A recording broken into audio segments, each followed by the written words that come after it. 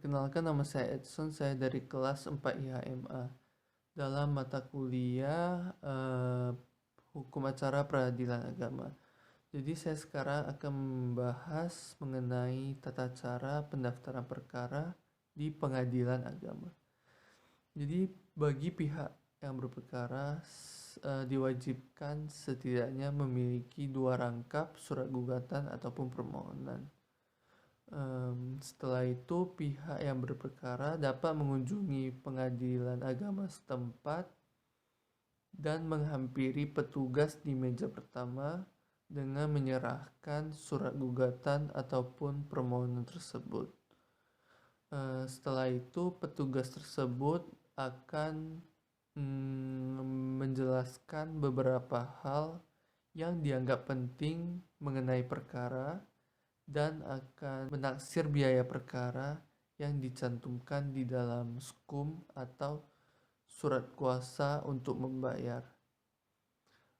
Bagi yang tidak mampu akan diizinkan berperkara secara cuma-cuma ataupun pro deo.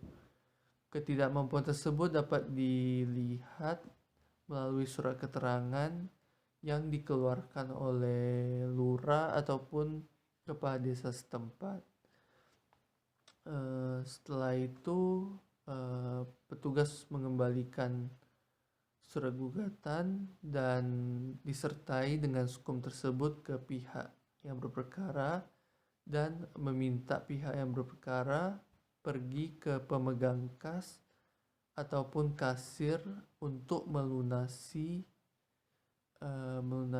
biaya perkara. Setelah itu pemegang kas akan menandatangani SKUM dan memberikan nomor urut ke dalam surat kuasa untuk membayar dan meminta pihak yang berperkara untuk segera melunasinya.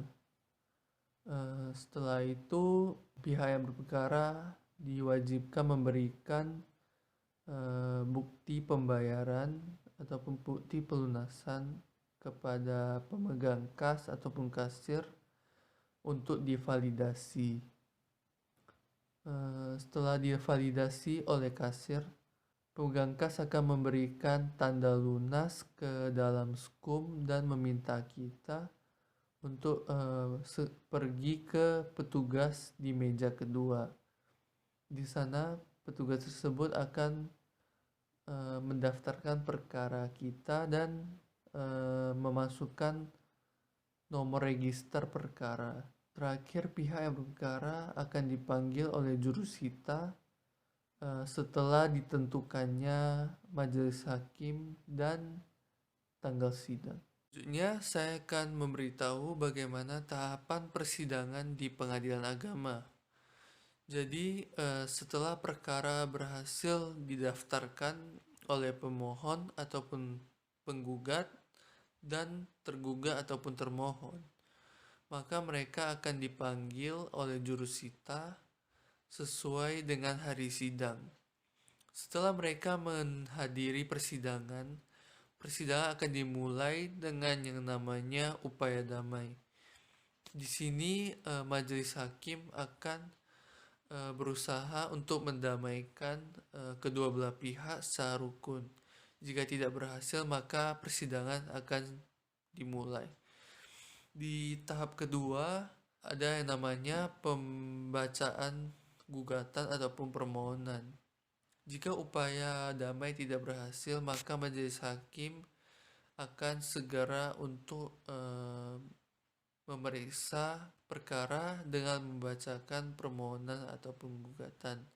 Selanjutnya adalah jawaban dari tergugat ataupun termohon. Di sini tergugat ataupun termohon akan memberikan jawaban ataupun tanggapan mengenai gugatan yang diajukan oleh ataupun permohonan yang diajukan oleh pemohon ataupun penggugat secara lisan maupun tertulis. Masuk ke tahap keempat. Tahap keempat merupakan replik. Replik adalah kesempatan bagi pemohon ataupun penggugat untuk menanggapi jawaban dari tergugat ataupun termohon secara lisan maupun tertulis. Selanjutnya akan dilanjutkan oleh duplik. Duplik merupakan kesempatan bagi tergugat ataupun termohon untuk menanggapi kembali jawaban dari penggugat ataupun pemohon ataupun replik dari pemohon ataupun penggugat. Selanjutnya akan masuk ke tahap pembuktian. Di tahap ini, pemohon ataupun penggugat akan diminta bukti untuk menguatkan dalil-dalil permohonan dan gugatannya, dan